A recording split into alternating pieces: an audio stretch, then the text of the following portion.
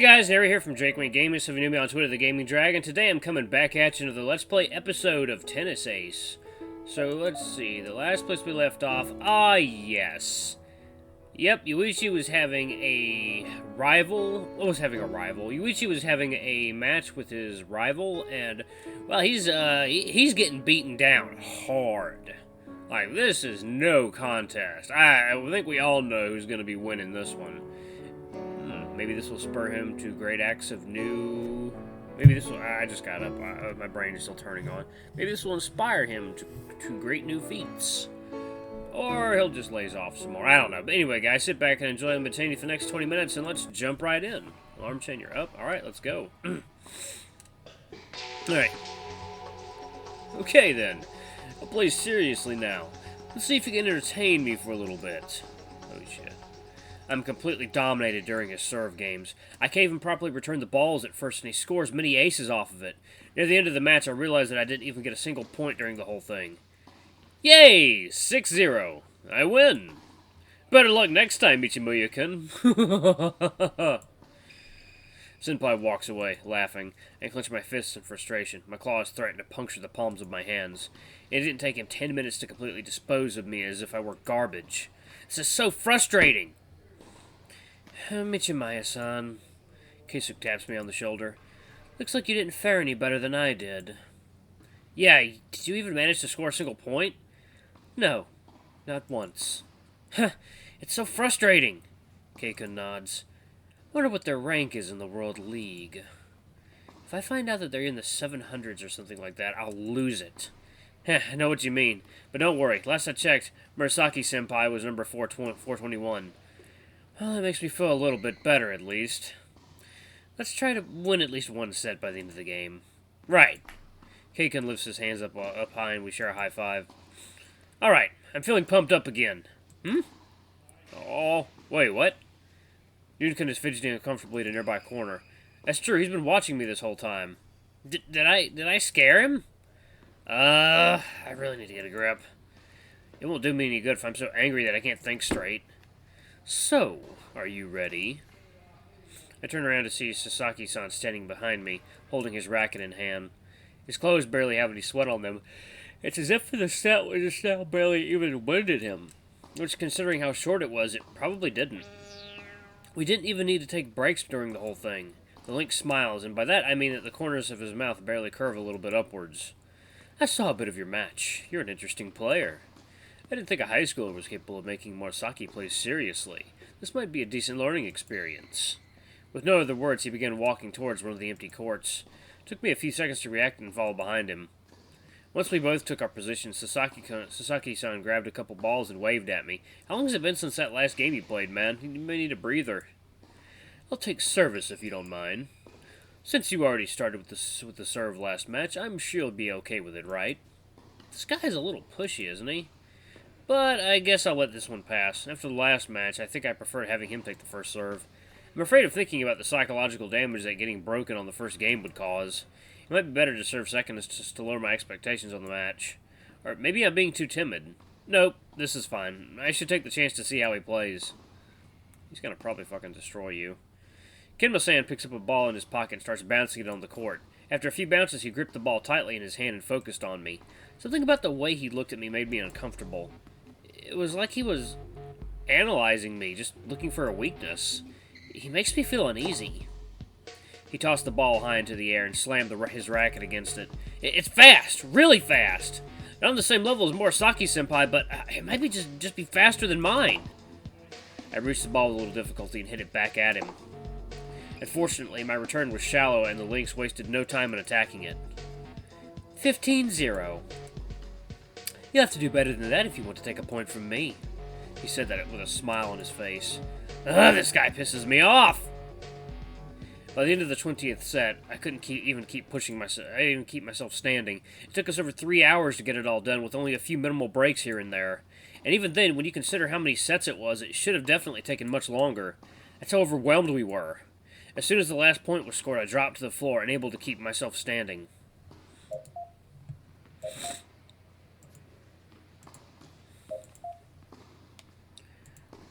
Even scoring a single point was hard. The best I could do was to get 2 games against Morisaki-senpai. The girls, on the other hand, did a lot better than us. Sai even managed to take a set from one of her opponents. Kobayashi stood over me, looking at me with worry. Are you alright? Maybe I should go get the nurse.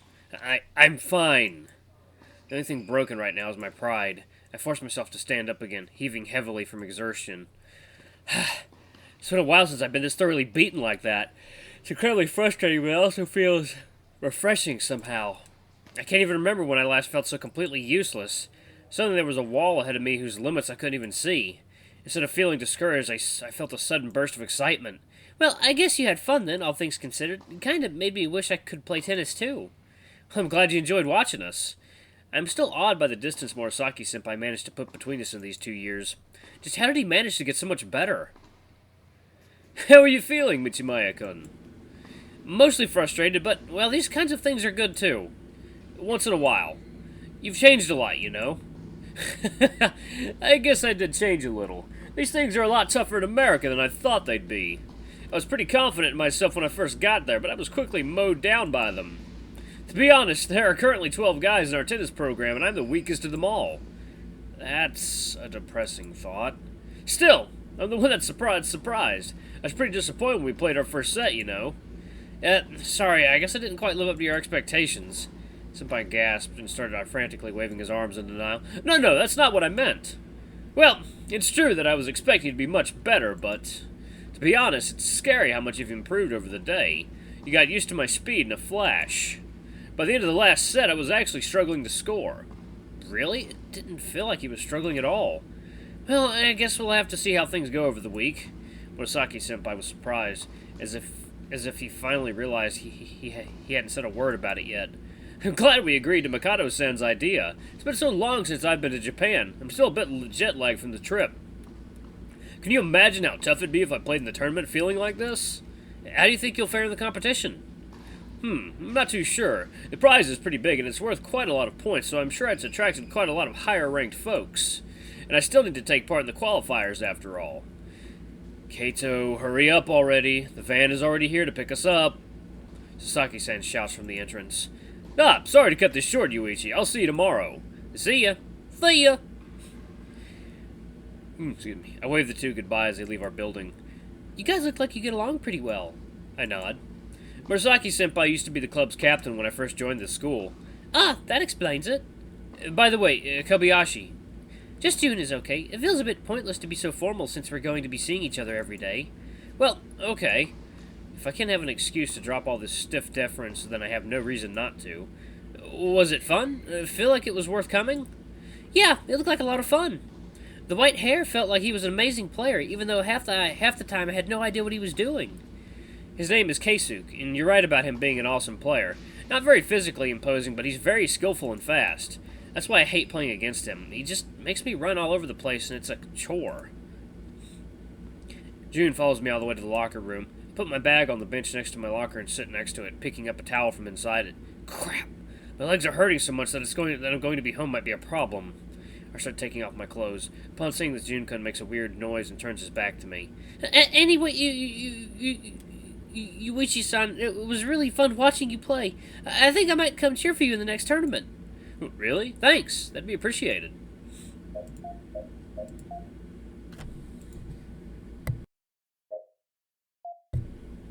Oh, he's adorable. I finish toweling myself off and I spray myself with a strong deodorant. Since I don't feel like showering at school, I'll at least make sure I don't sink of sweat. You can turn back around now. Jun-kun glances over my way before turning around slowly. Sure, I'll come. You could also come to my piano competition if you want. If I didn't have a good hearing, I probably would have missed that last part. A piano competition? Those are a thing? Jun-kun nods a little more confidently. Yes, they're pretty big a thing in Japan. You can gain scholarships for big-name schools if you do well in those. Actually, I used to participate a lot when I was a kid, but anyway, I'd like it if you could come. Sure, if I don't have a game scheduled for the day of your competition, I'll go. I'm at least a little bit interested after all. Well, I've got to get going anyway. Thank you very much for bringing me over. See you tomorrow. See ya. See ya. I lean against one of the lockers, letting my body get some rest. My whole body is sore. It's been a while since I've worked this hard. From the corner of my eye, I see Kei-kun entering the locker room and heading towards his locker. Damn it! He punches his locker with full force, leaving a dent in the metal. Kasich turns towards me, his face completely warped in anger. Damn lynx. That guy is so cocky. What happened? He seemed pretty nice to me. He came up to me after the last match and said, If that's how far you can go, then you should forget about placing in a national competition. Who the hell does he think he is? Damn it! Did he really say that? Also, spare the poor locker. He didn't do anything. It's a horrible thing to say, no matter how true it might be. Yeah, he did. I know I'm not good enough. I know that. He didn't have to say it. I'll grab Kasich's arm before he punches the locker a third time. Alright, stop right there. I get that you're angry, but you really need to calm down. Punching things won't solve anything. What'd you do if you severely injured your hand, you idiot? Sit. Sit. Yes. Good. He's not resisting as much anymore. I kneel down in front of him, gently inspecting his hand in search of any injuries. It's fine. Just leave it be.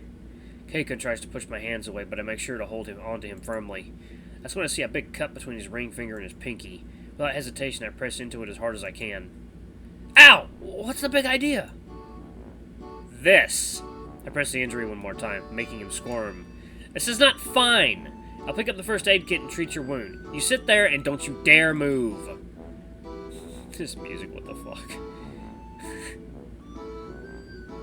This kind of sounds like Banjo-Kazooie music. I know it's not, it just kind of sounds like it. Even though he seemed annoyed at my orders, he made no effort to get up. At least he's obedient. Looking at his locker, I could see 2 dents in it. Looks like one of his punches was right at the edge of the locker. Of course he ended up cutting himself. Fucking idiot. It takes a bit of work, but I make sure his wound is cleaned and disinfected properly. There! The cut is big, but I don't think it'll need bandaging. It'll probably be sore for a while, so be careful. Thank you. Yes? I'm sorry I yelled at you. I shouldn't have lost my temper. All you were doing was trying to help me. Don't worry about it. It was interesting, though. It was the first time I've ever seen you angry. Yeah. Yeah, not my finest moment right there, I'll admit. Still, thank you for taking good care of me. I'd be lying if I said I didn't understand how you feel. Don't think I'm not frustrated about the whole thing either. Maybe we should have a strategy to think of ways to beat them. Ugh. That's... Kei-kun freezes mid-sentence. Actually, that's a great idea. You've adapted to them the fastest. Perhaps you can give me some insight into what I can do. Huh? I was just... Alright, it's settled then. I'll buy you some ice cream. What? What? If anything, does that... What, if anything, does that have to do with finding ways to beat them? Kei-kun, I don't think... Oh, shut up. I want to thank you for today.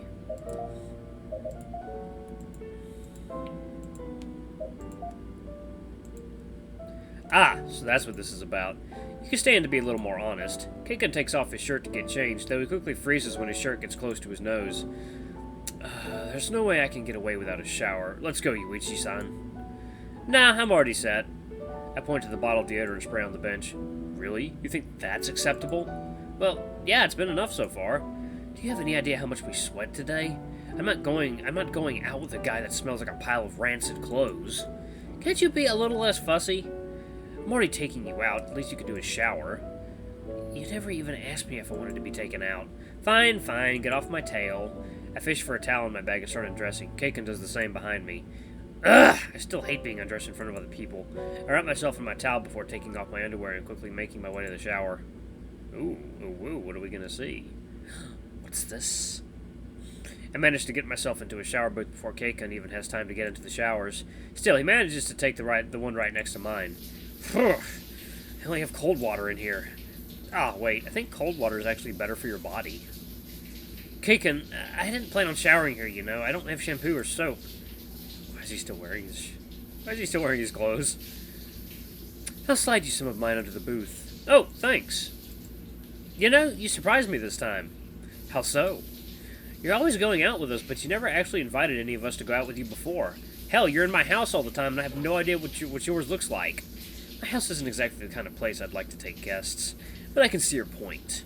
I'm sorry for never inviting you any of you anywhere here before. It's fine. I'm not asking you to invite me over. It's just when you get used to someone never asking you out, you get surprised when they do. I guess I can kind of get what you're saying. Still, you helped me out. I'd feel bad if I didn't return the favor. Heh, suit yourself. I have no reason to say no anyway.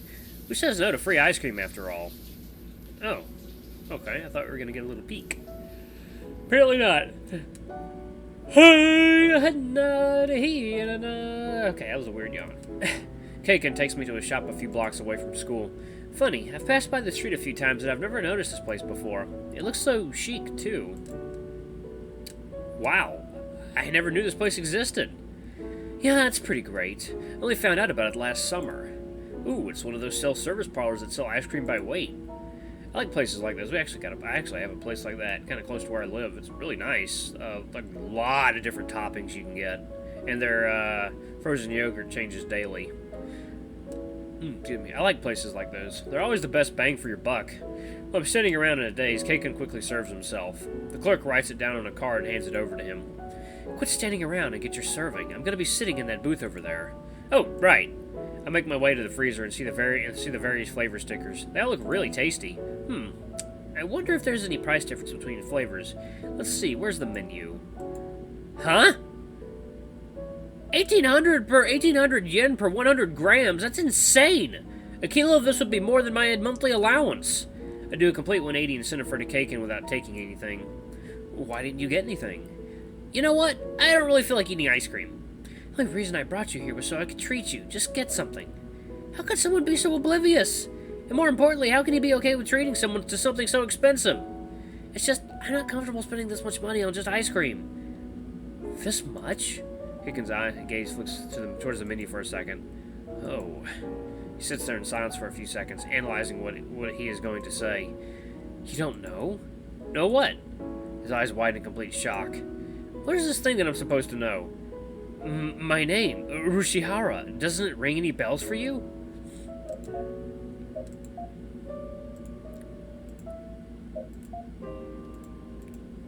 No, should it?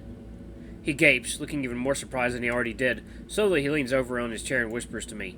Haven't you heard of the Urushihara Corporation? The biggest tech conglomerate in the world? You know, designers of the most popular computer operating system and phones?